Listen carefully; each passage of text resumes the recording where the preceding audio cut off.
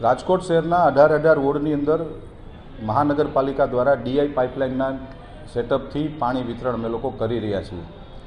નવી પાઇપલાઇનો રાજકોટ શહેરમાં મહાનગરપાલિકા દ્વારા અમે લોકો રાજકોટના કુલ 18 વોર્ડમાંથી 14 વોર્ડની અંદર અત્યારે હાલ અમારા કામ ચાલુ છે.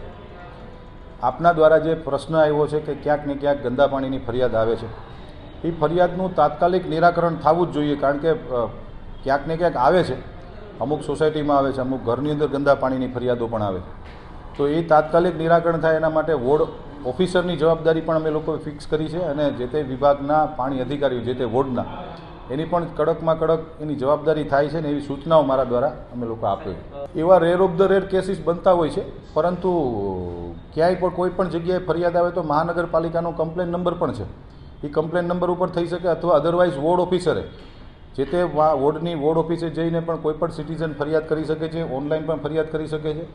હું મારા દ્વારા ખાતરી આપું છું કે જે આપનો જે પ્રશ્ન છે 3-4 દિવસ સુધી ગંદુ પાણી આવે એના માટે રાજકોટ મહાનગરપાલિકા આવનારા દિવસોમાં આખું નવું પ્લાનિંગ સેટઅપ કરી અને કોઈ સિટીઝનને કોઈ પરિવારને ગંદા પાણીમાં મુશ્કેલી ન પડે એના માટેની સંપૂર્ણપણે તકેદારી અમારા દ્વારા રાખવામાં આવશે.